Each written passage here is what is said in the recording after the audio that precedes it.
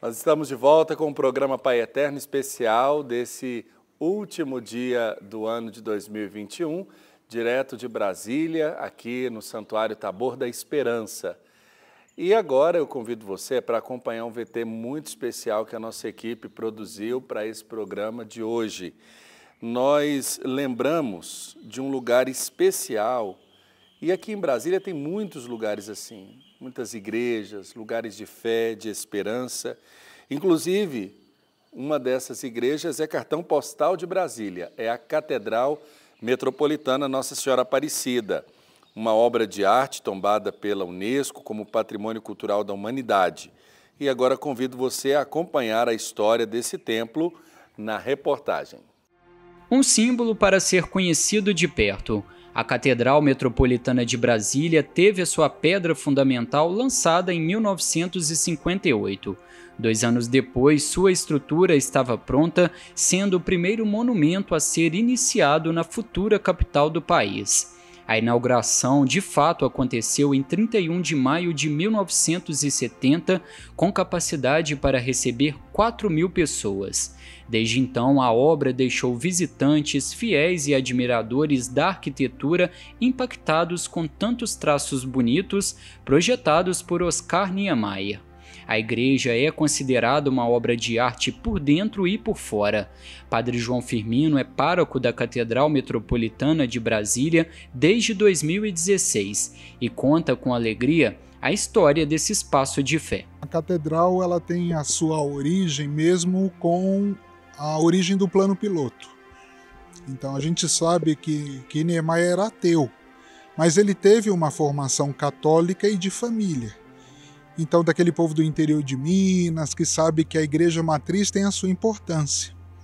E por isso ele coloca, então, no plano principal a catedral, como primeiro ministério, o ministério de Deus. Então, no meio de toda essa esplanada, né, em toda a sua conjuntura, o primeiro, vamos dizer assim, o primeiro prédio que daria toda a esplanada seria a catedral. Então, a casa de Deus é esse primeiro lugar que foi, vamos dizer, constituído, apesar de que a sua origem, a sua fundação se dá do período da construção de Brasília. Mas ela só foi inaugurada 10 anos depois. Não com essa belezura toda, com esses vitrais, mas com vitrais mais simples, né? Somente com os vidros da parte externa, que não tinham nem essa película que nós chamamos protetora, né? Que ameniza um pouquinho o calor que faz aqui dentro. Então, quem vê ela de cima, vê como uma grande estrela ou uma grande mandala. Né? Então, ela é essa estrela, essa coroa de quem vê de frente de toda essa nossa esplanada. Colorido pelos tons de verde, azul e branco, pelos vitrais e pilares, o salão tem ainda as esculturas de 3 anjos suspensos por cabos de aço, uma réplica da Pietà de Michelangelo, as obras da Via Sacra de autoria de Di Cavalcanti e a cruz de madeira sobre a qual foi rezada a primeira missa na capital do país. Bem no altar está a réplica da imagem de Nossa Senhora Aparecida, padroeira do Brasil e de Brasília. São histórias de fé, emoção e belezas envolvidas no coração do cenário político. Muitos vêm por conta da sua beleza, outros vêm por conta da sua representatividade, porque nós sabemos que Brasília também tem a questão do sonho de Dom Bosco, que é o nosso copadroeiro, e ela se torna dedicada a Nossa Senhora Aparecida por causa disso. A capital, que está no centro do Brasil, tem a sua catedral, né, dedicada à padroeira do próprio Brasil. Nossa Senhora Aparecida, padroeira do Brasil e de Brasília. Então, é essa a importância de estar no início da esplanada, no início desse esplendor que é Brasília, digamos assim, e que leva a uma experiência interior.